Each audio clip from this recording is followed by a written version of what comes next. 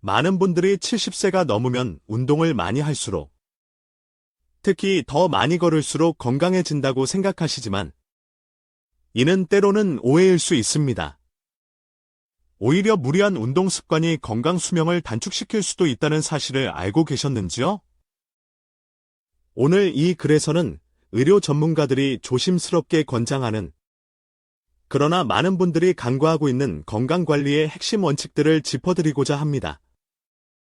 특히 신체 활동량을 현명하게 조절하는 것이 어떻게 건강하고 활기찬 노년을 이끄는지 이해하신다면, 기존의 건강 상식에 새로운 관점을 더하실 수 있을 것입니다. 단순히 오래 사는 것만이 목표가 아니라, 마지막까지 건강하게 움직이며 삶의 질을 누리고 싶으시다면, 70세 이후 무엇을 해야 하고, 또 무엇을 피해야 하는지 아는 것이 중요합니다. 이 글을 통해 건강에 대한 새로운 통찰을 얻으시길 바랍니다. 1. 움직임, 양보다 질. 현명한 신체 활동의 중요성. 운동이 건강에 좋다는 것은 누구나 아는 사실입니다. 하지만 70세를 넘어서면서부터는 무조건 많이 움직이는 것보다 어떻게 움직이느냐, 즉 현명하게 움직이는 것이 훨씬 중요해집니다. 그저 만보계를 채우기 위해 무리하게 걷거나 장시간 격렬한 운동을 지속하는 것은 오히려 관절과 근육에 불필요한 부담을 가중시켜 통증을 유발하거나 부상의 위험을 높일 수 있습니다. 가장 중요한 것은 내 몸의 목소리에 귀 기울이며 효율적으로 움직이는 것입니다. 예를 들어, 아침에 10분 정도 가벼운 태극권을 해보는 것은 어떨까요? 느리고 부드러운 동작이지만 전신의 균형 감각을 향상시키고 심부 근육을 자극하는 데 효과적입니다. 그렇다면 어떤 운동이 70세 이후에 적합할까요? 기본적으로 관절에 부담을 주지 않으면서 전신을 사용할 수 있는 운동이 좋습니다. 의자에 앉아서 하는 스트레칭, 부드러운 요가 동작, 또는 가벼운 수중 걷기, 아쿠아로빅 등이 좋은 예입니다.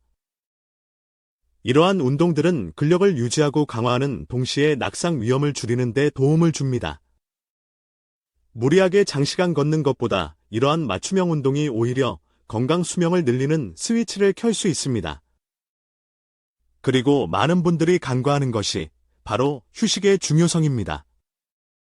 70세가 넘으면 근육의 회복 속도가 젊을 때보다 더뎌집니다. 매일 강도 높은 운동을 하기보다는 중간중간 적절한 휴식기를 갖는 것이 장기적으로 더 효과적입니다.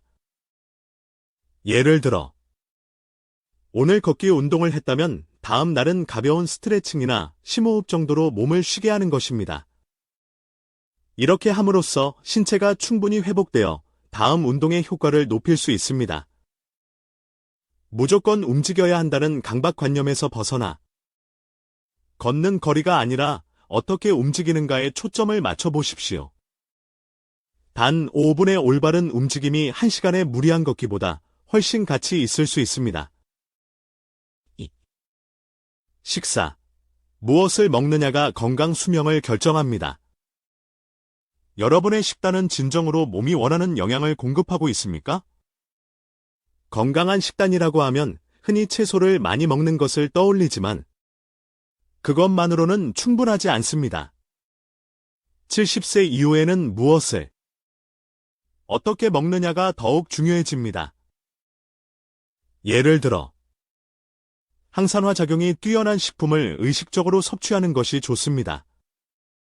블루베리, 녹차, 견과류, 등푸른 생선, 콩류 등은 세포 노화를 늦추는 데 도움을 줄 수 있습니다. 아침 식사로 요거트에 블루베리를 곁들여 먹는 것은 간단하면서도 훌륭한 항산화 식단이 될 수 있습니다. 이처럼 작은 노력으로도 식사가 노화 방지제가 될 수 있습니다. 또한 양질의 단백질 섭취는 매우 중요합니다. 나이가 들면서 근육량이 자연스럽게 감소, 근감소증 하기 때문에 이를 예방하고 활기찬 신체를 유지하기 위해서는 질 좋은 단백질을 꾸준히 섭취해야 합니다. 생선, 계란, 두부, 유제품 등을 매일 식단에 균형 있게 포함시키는 것이 좋습니다. 예를 들어 아침에는 계란과 저지방 우유, 점심에는 생선구이, 저녁에는 두부가 들어간 찌개나 나물 반찬 등으로 매 끼니 다양한 종류의 단백질을 섭취한다면 우리 몸은 더욱 건강해질 것입니다. 하지만 한 번에 많은 양을 먹기 부담스러워하는 분들도 계실 겁니다.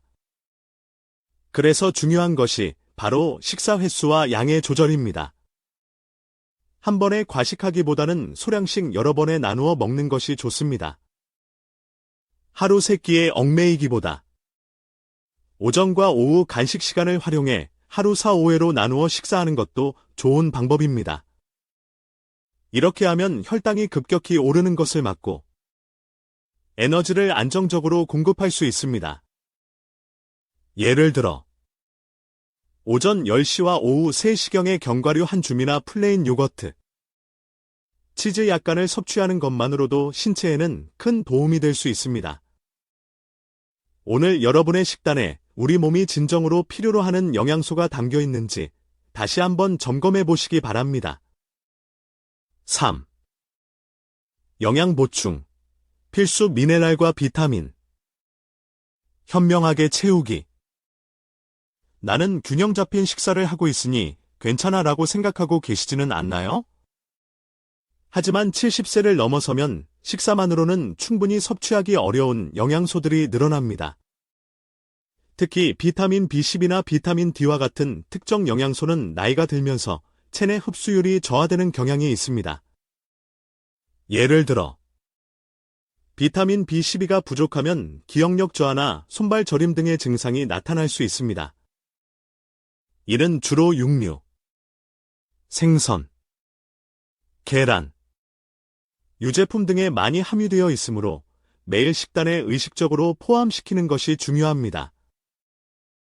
미네랄 중에서는 특히 마그네슘과 아연의 중요성을 강조하고 싶습니다. 이들은 근육 건강을 유지하고 면역력을 높이는 데 중요한 역할을 하지만 현대인의 식생활에서는 자칫 부족해지기 쉽습니다.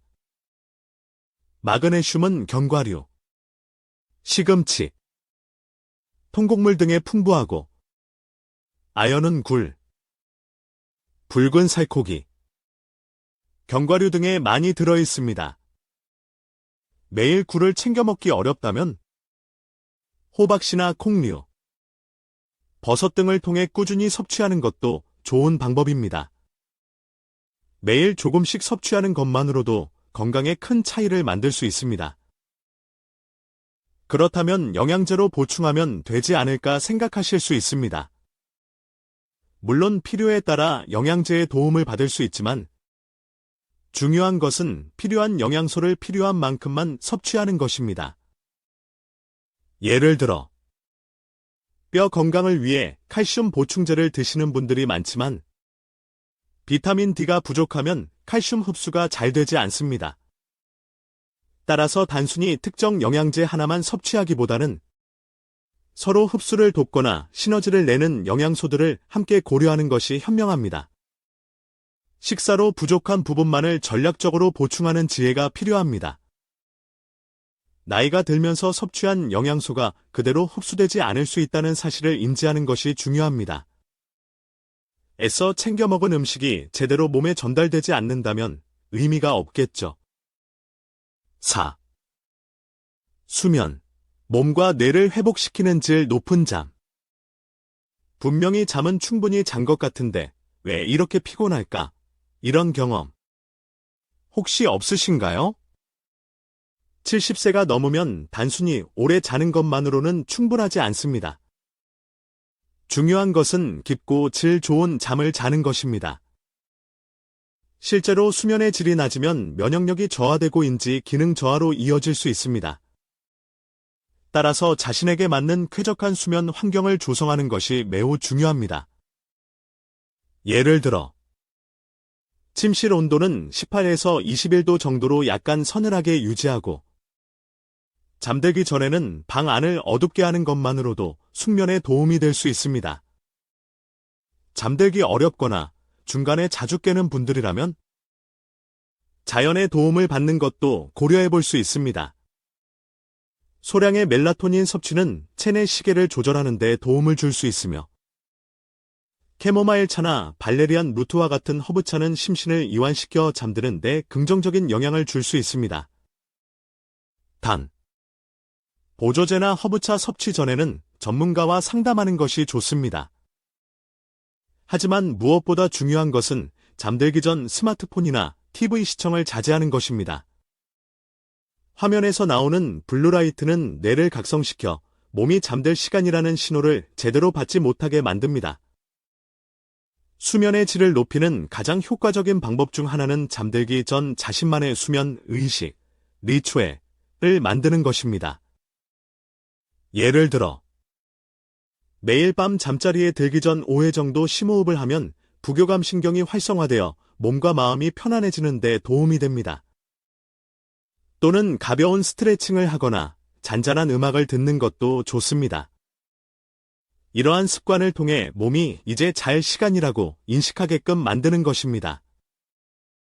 질 좋은 수면은 젊음과 건강을 유지하는 최고의 비결일지도 모릅니다. 우리 몸과 뇌는 잠자는 동안 회복되고 재정비됩니다.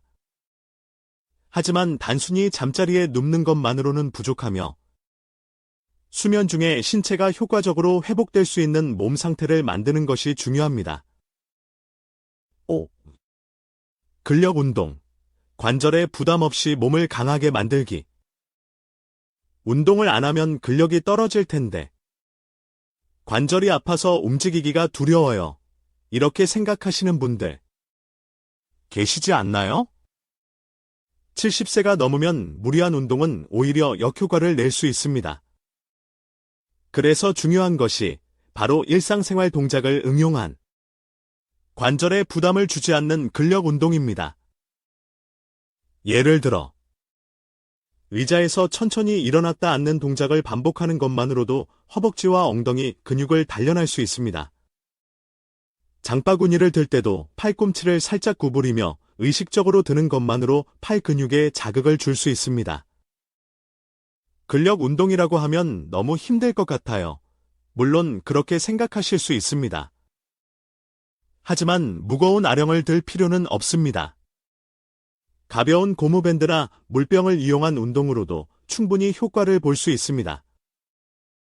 예를 들어, 고무밴드를 발목에 걸고 천천히 옆으로 벌리는 동작은 허벅지 바깥쪽 근육을 강화하는 데 좋습니다.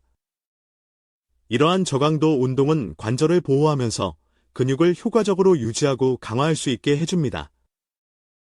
매일 조금씩 꾸준히 하는 것만으로도 놀랍도록 몸이 가벼워지는 것을 느낄 수 있을 것입니다. 그리고 의외로 간과하기 쉬운 것이 바로 균형 감각입니다. 나이가 들면서 균형을 잡는 능력이 떨어지면 낙상의 위험이 커집니다. 하지만 간단한 방법으로 균형 감각을 키울 수 있습니다.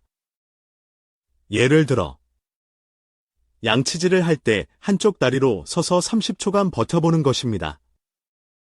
매일 꾸준히 하면 놀랍도록 안정감이 향상됩니다. 걸을 때도 평소보다 보폭을 약간 넓게 하여 걷는 것만으로도 몸의 중심 근육, 코어 근육, 단련에 도움이 됩니다. 단순히 근육을 키우는 것뿐만 아니라 쓸모있는 근육, 즉 일상생활을 원활하게 하는 데 필요한 근육을 키우는 것이 중요합니다. 일상생활 속 작은 노력들이 쌓여 놀라운 신체 변화를 가져올 수 있습니다. 6. 마음 건강, 뇌를 젊고 활기차게 유지하는 비결. 신체 건강만큼이나 중요한 것이 바로 마음의 건강입니다.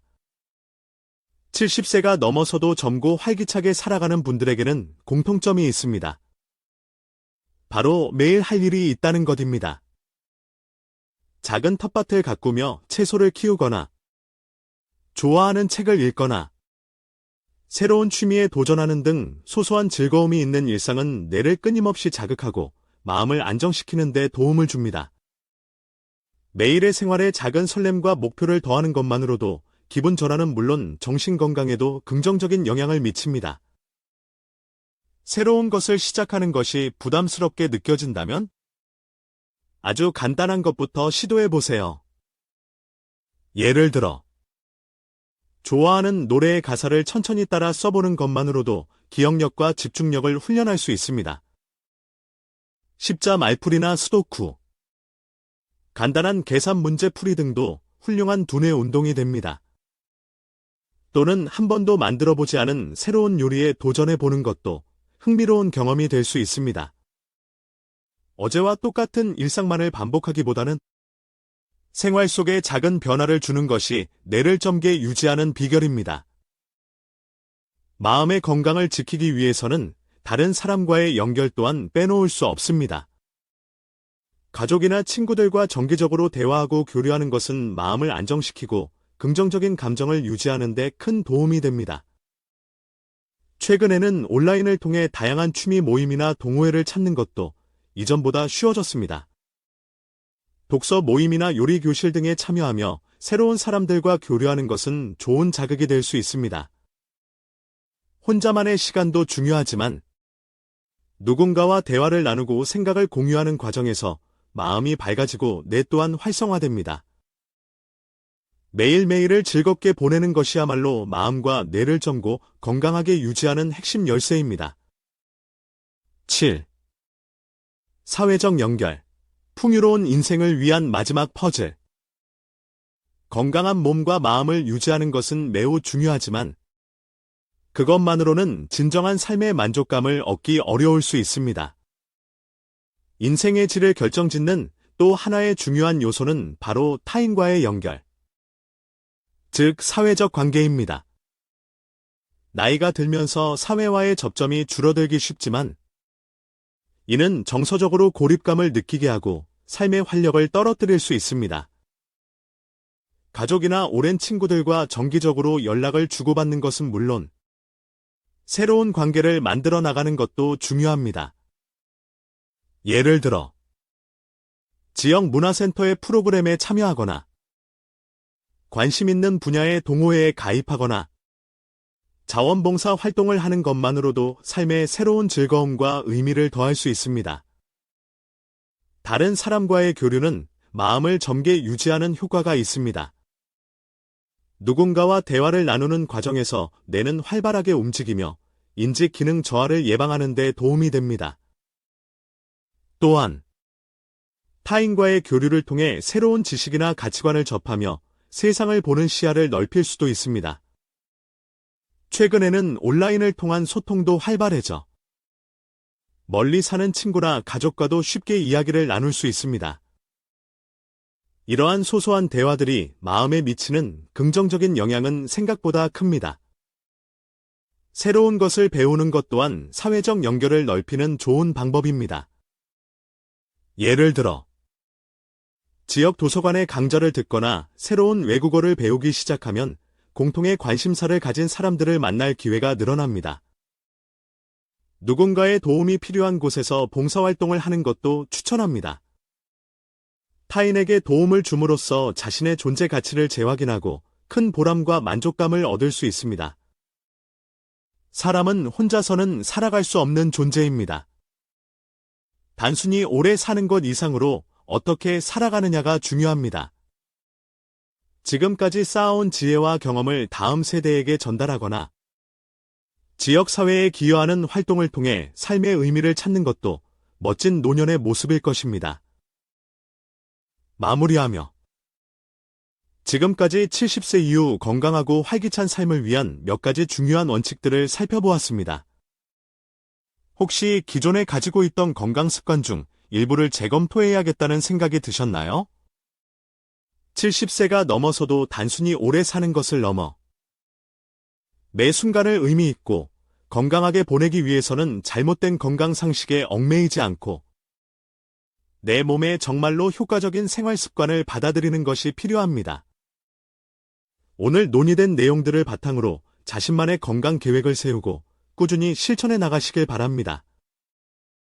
건강한 노년은 결코 저절로 주어지는 것이 아니라 현명한 선택과 꾸준한 노력을 통해 만들어가는 것입니다.